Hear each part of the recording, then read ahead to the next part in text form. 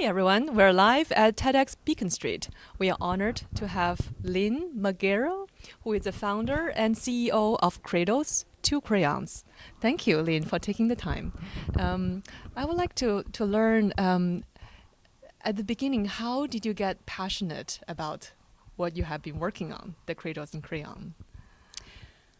I think it was just the excitement of being able to get resources into the hands of kids and families who would otherwise be going without them. And the idea of a child, a little boy or little girl, not having a coat to wear and having to wait for a school bus in the middle of a cold New England winter was those kinds of images that that really kept me going, especially in those early days when oftentimes it felt like it wasn't going to happen. Right, right. Yeah. And then you touch on the empathy as a muscle to flex up, to kind of train and nurture, especially during the childhood, that you can have wonderful experience.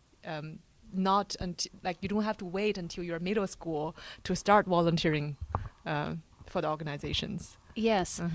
So at Cradles to Crayons, what was really surprising to me was that early on, there were people who were total strangers who were showing up in our warehouse because they had heard that this was a place that you could come to volunteer.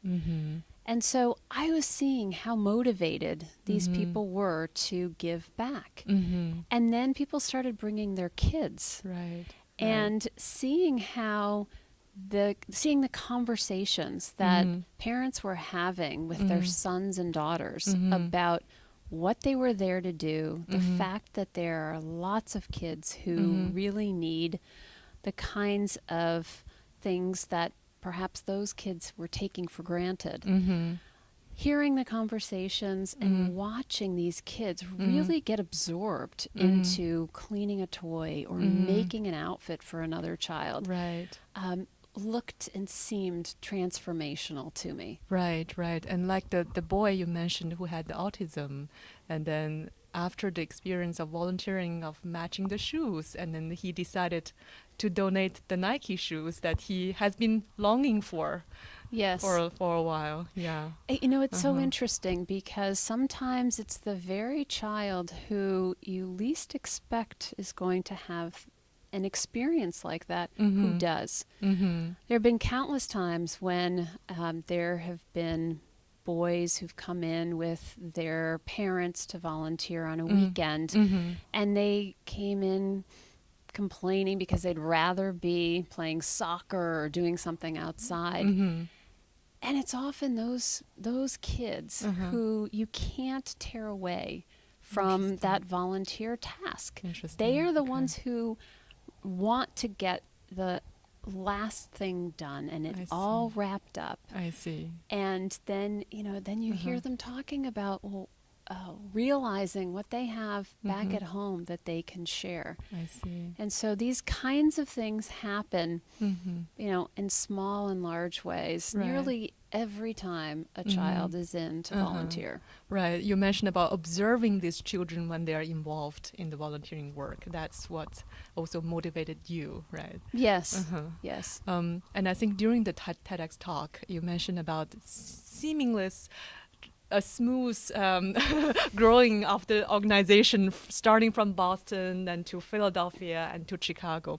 But I think now, after this, off the stage, maybe you can share with us a little bit of the setbacks during your experience. Oh, there weren't any. There have been many growing pains over these 15 years.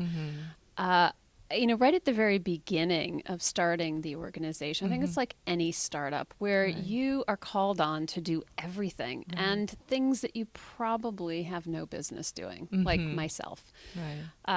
Going and driving a truck to collect donations from a school. I see. That's usually not the best place to put me because I get lost all the time when I'm driving, and anything bigger than a small car is something that can be a little dangerous for me to be getting behind the wheel of.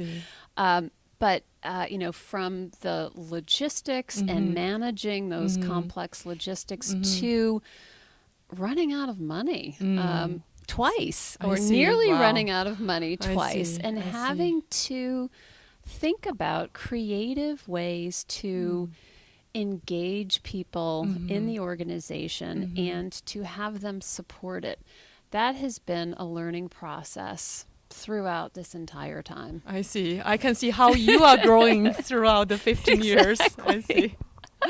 Wonderful. So, I kind of think of the initial ideas of your thinking about how to help the children in need with the items from the children who have a lot of outgrown clothes with still the tags, the new tags on.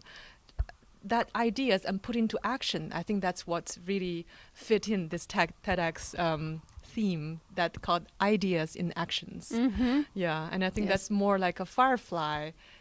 Initial, you may be the one firefly that just lighting up, but then you are lighting up more and more firefly, and then the whole field is lighting up the night. Well, to give you some context for that, this year alone there will be 50,000 people who volunteer to make our mission possible. I see. And there'll be about 5,000 elementary school-aged kids who are part of that total. I see. So you are absolutely right that this was a spark, but what makes it possible is the engagement of schools and of congregations, of companies, of families, of kids who are sharing what they have to make a difference in the life of another child. Right. The compassionate about the people and to leave a purpose like beyond your own life. Well, what I found is that when people know that there is a need, they actually respond. They want to. I see. They're looking for ways to engage. And I think that's human nature. And it's pretty profound. And it's not just the families who have resources.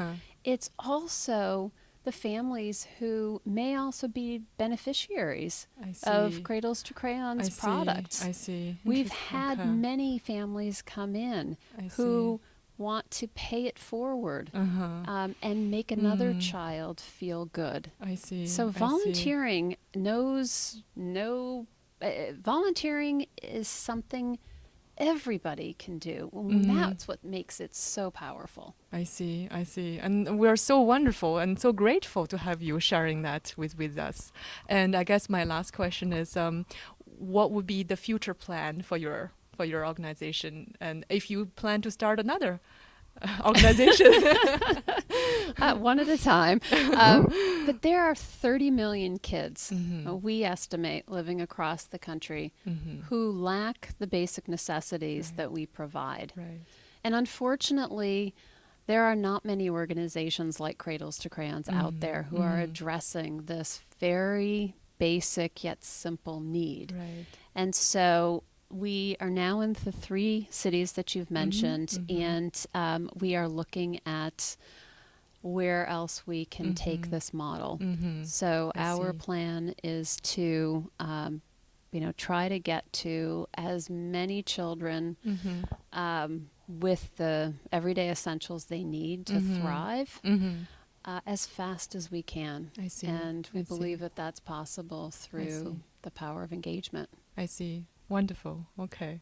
So I hope in 5 years, if we invite you back to the TEDxBeaconStreet, we will hear more and more fireflies lighting up across the nation and maybe across the world. It's a date. Yeah. Thank you so much, Lynn. Thank you. So please check out Lynn Margherio's talk on TEDxBeaconStreet 2017. Thank you so much.